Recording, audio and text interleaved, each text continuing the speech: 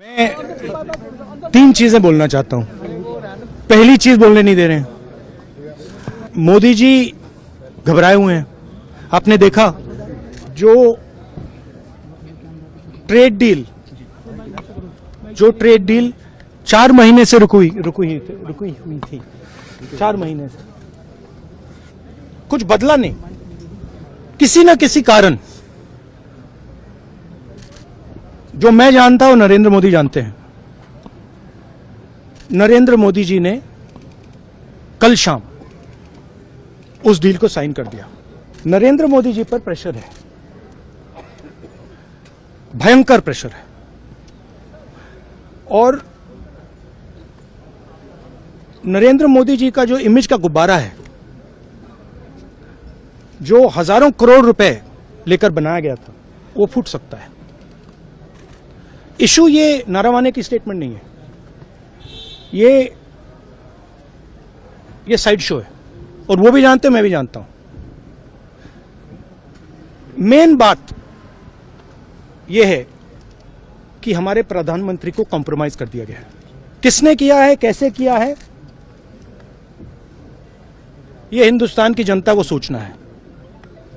मगर इतिहास में पहली बार हिस्ट्री में एलओपी को प्रेसिडेंशियल एड्रेस में नहीं बोलने दिया। बाहर बोल दीजिए, जो अंदर नहीं कहा दिया जा रहा है। वो तो ऑटोमेटिकली होगा जी।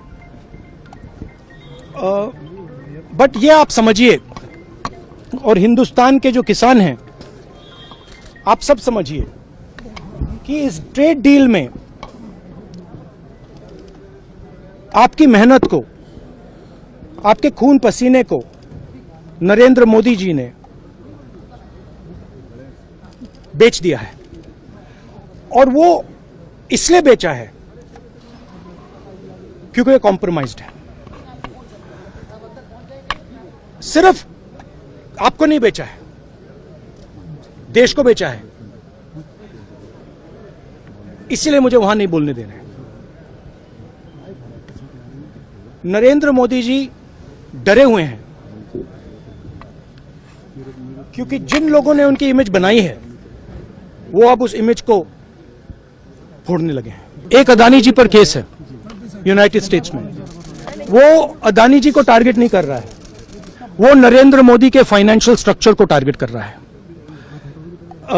एक वो है। दूसरा है एप्स्टाइन फाइल्स। एप्स्टाइन फाइल्स में अभी और माल है, वो अभी रिलीज नहीं हुआ है। इसीलिए इस दबाव में आकर एप्स्टाइन फाइल्स में जो है, जो पूरा देश जानना चाहता है, मगर अभी अमेरिका ने रिलीज नहीं किया है। और दूसरा जो अदानी जी पर केस है, जो एक्चुअली मोदी जी पर केस है, क्योंकि वो बीजेपी का फाइनेंशियल स्ट्रक्चर है, मोदी जी का फाइनेंशियल स्ट्रक्चर है। तो ये 2 प्रेशर पॉइंट्स हैं। और आप ये बात समझ लो, देश ये समझ ले कि प्रधानमंत्री कॉम्प्रोमाइज्ड है।